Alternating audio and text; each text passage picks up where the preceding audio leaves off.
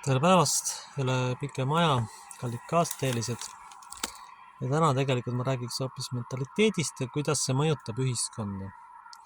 Ja aluseks võtan Efeslaste kirjast 5. peatükis salmid 19-24 on südametunnistuse tuimaks jäänud ning endid andnud kõlvatuse kättega ropust tahnesti tegema. Aga nõnda ei ole õppinud Kristust tundma, kui te tõesti olete temast kuulnud ja temast õpetatud, nagu tõde on Jeesuses. Et teil tuleb enesest ära heita endise elu poolest vana inimene, kes ennast hävitab järgides petlikke himusid. Ja saada uueks oma meele vaimus ning riietuda uue inimesega, kes Jumala sarnaseks on loodud tõelise õigluse ja pühaduse sisse. Aamen.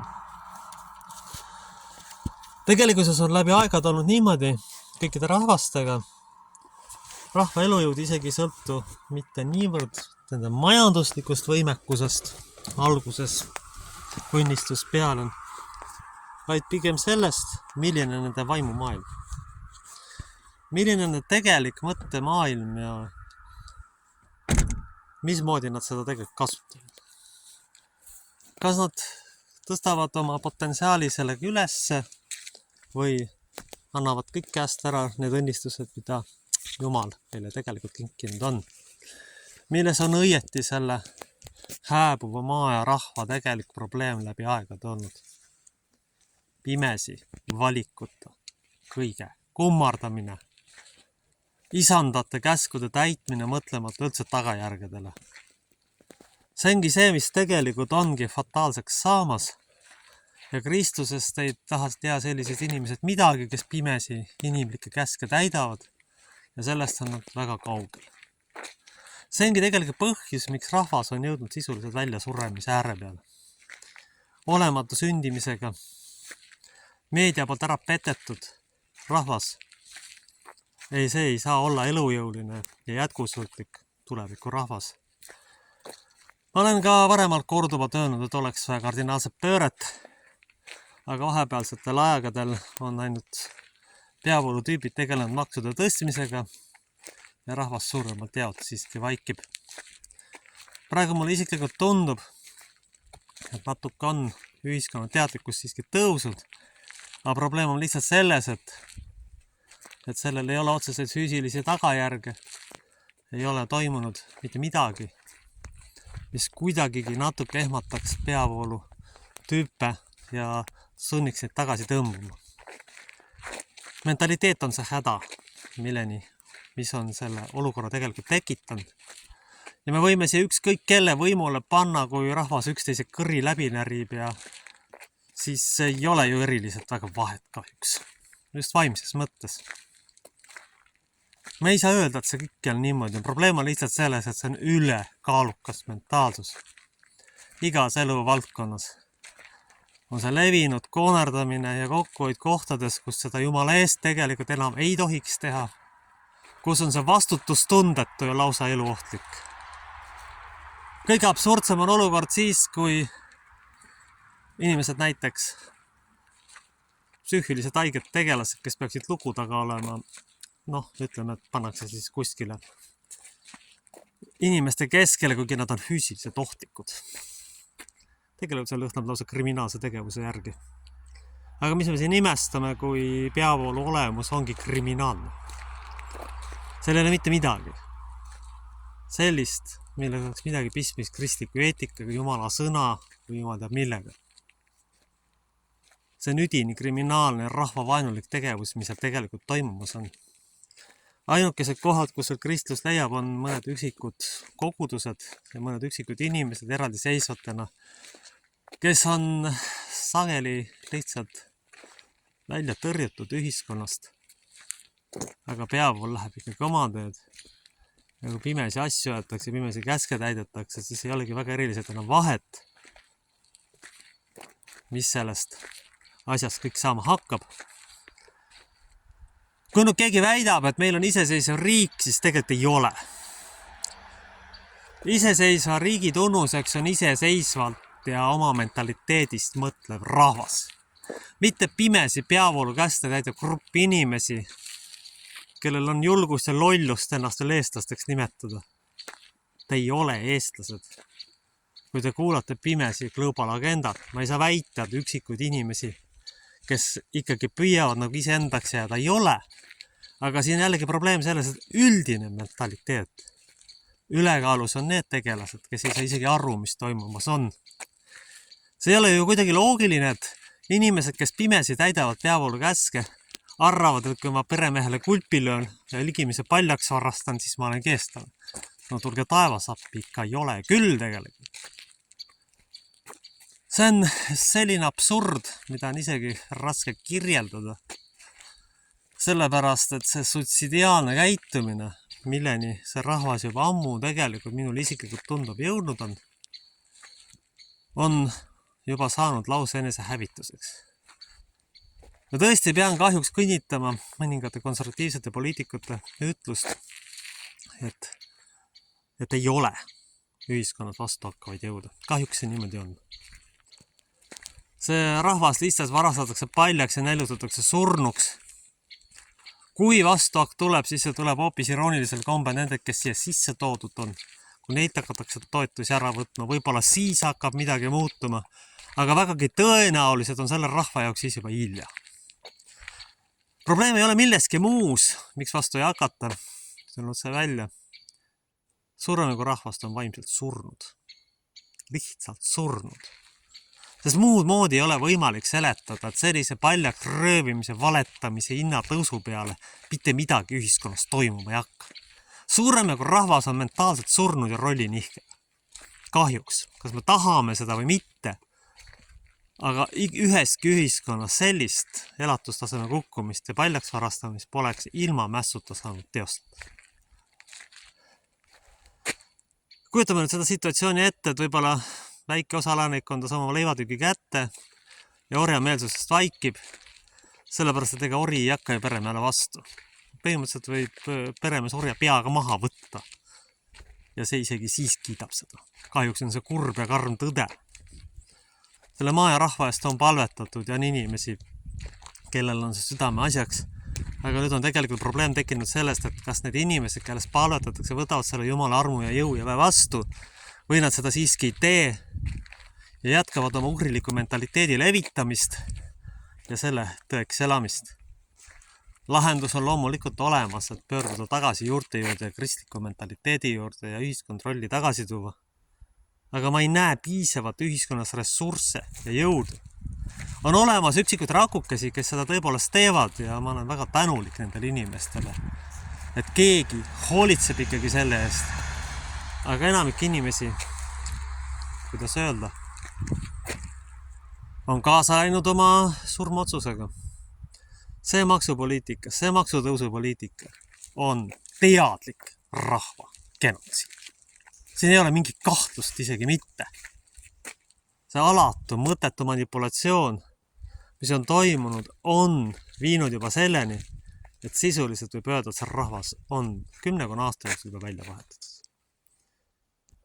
Eesti noored jooksevad oma hariduste asjade järgi ja siis lõpuks mõnel juhul põgenevad ka välismaale või saavad hilises eas ühe lapse ja jumal teab mida või keda kokku kuhjates ja kus hariduse väärtus tegelikult on juba devalveerunud. Sest oli aeg, kui ikkagi kõrgharidus tähendas ikkagi ühiskonnas positsiooni. Praegu on see juba nii absurdseks läinud, et mõne lihtsama töö tegemiseks küsitakse kõrgharidust. Kas inimese mõtete ka mida te teete? Ja ühiskonna ressursside raiskamine täielikult. Lihtsate sanitaartööde tegemiseks ja sisuliselt turvamehe töö tegemiseks peate te kutsekooli minna. No kuulge, tulge taevas appi. Tulge taevas appi. Milleni me oleme siis jõudnud? Areng, nii öelda. See pole mitte mingisugune areng, see on ugrilik mentaliteet, mis on ühiskonna niikuinii hukatusse viinud. Me ei saa mitte kuidagi seda aktsepteerida. Aga mulle tundub, et ainuke pääse tee ongi iga ühe individuaalses meeleparanduses ja vaimses puhastumises. Me ei tea, mida see talv toob. See vaesus läheb meeletuks, inimeste nälgimine läheb sõna otsesemaks õuduseks. Me hakkame alles nägema, mis selle tagajärjed on, aga ori pigistab ka siis silma kinni ja ikka mitte midagi ei toimu. Üldine pettumus ja väsimus sellest kõigest on muidugi ka minu seest tekkinud aja jooksul. Aga midagi ei ole teha, ikka rahvas teeb oma valikud ise. Kas me tahame seda või mitte? Pääsevad lõpuks ikkagi ainult need, kelle südames on Jumal ja kellel on kõiksusega kontakt. Ja need, kelle seda ei ole enam tähtis. Kui palju neil ressursse on, sest nad ei ela üle lihtsalt oma elatustaseme järsku kukkumist. See on see, milleni me oleme jõudnud. Väikese ühiskonnagrupi edu, kes on oma ja rahva tegelikult maha müünud sisuliselt suuremalt head leivatüki eest, mis kell lääne kobedam personalijuht juhi palga eest. No ma ei tea, mida sellistest inimestest üldse arvata. Ideoloogilised ajuloputatud tüüpe on muidugi kõik kohad täis. Kui ühiskond läheb ideoloogia põhiseks, siis see läheb pankrotti ja siis siin tekivad sellised haiged seaduspärad, mida me isegi kujuta ette. Et praeguse regulatsioonide juures, kus ettevõtlus vaikselt ära kägistatakse, võib juhtuda jällegi mingil hetkel see, et kus on suurem jagu vaeseid ja väga vähe grupp rikkamaid. Ja vaesed lihtsalt selleks, et mitte nälga surra, on sunnitud lõpuks ideoloogiale kulpile. Vaat selleni me lõpuks jõuame. See pealekaebaja mentaliteet, mis igalt poolt välja paistab, hakkab ka ühel hetkel pead tõstma uuesti. See kõik tuleb tagasi. Ja siis aitab meid tõesti ainult Jumal ja usk Jumalasse. Ja mitte midagi muud meid enam ei aita ja ei päästa. Meil ei ole mõtet loota enam mingite ametlike võimude peale, see on laus rumalus juba praeguses olukorras. Me olemegi jõudnud sinnamaani, kus me ei saa tegelikult enam niimoodi edasi minna. Aga tragöödia on lihtsalt selles, et enamik inimesi lähebki niimoodi edasi ja peabki seda normaalsuseks. Peab seda kõike normaalsuseks, mis siin ümberringi toimumas on ja ka enda paljaks varastamist peab normaalsuseks. Sest küsimus ei ole ainult majanduslikus pooles, eestlased on riigi tegelikult juba ammu Brüsselile ära andnud juba paarkümmend aastat tagasi, kui mul isiklikult niimoodi vaadata. Rõhutan veel kord, iseseisva riigi tunnus on oma peaga mõtlev rahvas ja selles mõttes ka päris julmalt välja olla. Siis paarkümmend aastat ilmselt seda pole olnudki. Sisuliselt meil polegi 20 aastat oma riiki olnud. Meil on olnud lihtsalt kuulekad korraldusi täita Brüsseli oblast. Mis siis pimesi oma rahva huvidest ülele laseb maavarades ja kõigest tühjaks tassida, paljaks varastada. Vot selleni oleme jõudnud. Ja sellepärast ongi tähtsad osalusgrupid, sellepärast ongi tähtsas üksteise toetamine. Sellepärast ongi tähtis see, et me ei läheks enam mitte mingil juhul selle peavoolu vale ja pettusega kaasa. Neil ainuke eesmärk on toota kuulekaid orjasid. Jah, tuleb vaesuse kasv, jah, tõenäoliselt osa inimesi jääb nälga ja hätta selles. Ei ole mitte mingisugust kahtlust kahjuks. Aga suurem jagu on selle valinud. Ja me ei saa tunda ennast süüdi sellepärast, et kui inimesed on sellise mentaliteedi ja tee valinud. Meil tuleb lihtsalt ellu jääda, siin ainuke pääs ongi vaimses puhastamises ja meeleparanduses. Me ei saa enam vanamoodi edasi minna. Tahest tahtmata tuleb kõikidel ühiskonnagruppidel teha kompromiss. Rõhutan veel kord, ühiskonnas ei ole piisavat jõudu. Probleem on rahva, suurem nagu rahva vaimses surnud olekus. See on vaimne surm, mis igalt poolt vastu vaatab. Mõtle, inelaval inimesel on mõtlemisvõime, aga vaimselt surnud inimesel ehk orjal seda ei ole. Ja see ongi see, mis kahjuks mulle tundub, mis on väga kahetsusväärne, hakkab tegelikult saatuslikuks saama. Me ei saa ehitada asju ideoloogiatele. Me peame ehitama esiteks Jumala sõnale ja teiseks reaalsusele. Sellistele asjadele, mis töötavad või mis ei tööta. Ja kui hakata pimesi ideoloogiat kummardama, on see nii või teisiti hukatuslik. Selles ei ole mitte mingisugust kahtlust. Ja kui me sellest aru enam ei saa, millest me üldse siis enam aru saame?